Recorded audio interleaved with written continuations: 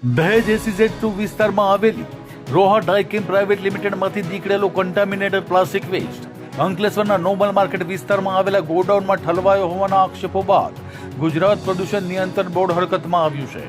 ફરિયાદના આધારે GPCB દ્વારા સ્થળ પર તપાસ શરૂ કરી છે. દહેજ અને આસપાસની ઔદ્યોગિક વસાહતોમાંથી નીકળતો કન્ટામિનેટેડ પ્લાસ્ટિક વેસ્ટ નિયમો મુજબ અધિકૃત ટ્રીટમેન્ટ પ્લાન્ટમાં મોકલવાને બદલે કથિત રીતે બંગાળના ગોડાઉનોમાં પહોંચાડવામાં આવે છે.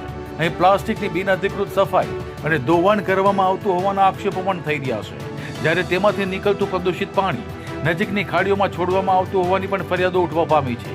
સાથે કેટલાક બંગાળના ગોડાઉન સ્થળોએ કન્ટામિનેટેડ પ્લાસ્ટિક સળગાવાતું હોવાના આક્ષેપોથી હવા અને પાણીના પ્રદૂષણ ફેલાતું હોવાના અંગે પણ ચિંતા વ્યક્ત કરવામાં આવી રહી છે. ફરિયાદમાં એવો પણ દાવો કરવામાં આવ્યો છે કે વેસ્ટના પરિવહન માટે ઉપયોગમાં લેવાયેલા દસ્તાવેજોમાં ખોટી વિગતો દર્શાવી નિયમોની અવગણના કરવામાં આવી હોવાની શંકા વ્યક્ત કરી છે. હવે આ સમગ્ર મામલે પારદર્શક અને નિષ્પક્ષ તપાસની પણ માંગ ઉઠી છે.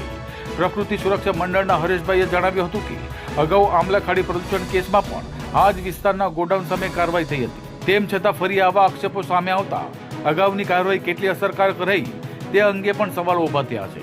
હવે જોવું રહ્યું કે તપાસમાં શું હકીકત સામે આવે છે અને નિયમ ભંગમાં સંડોવાયેલા જવાબદારો સામે શું કાર્યવાહી થાય છે કે પછી બીજી પ્રદૂષણની ફરિયાદોની જેમ આ ફરિયાદમાં પણ ભીનું સંકેલવામાં આવશે.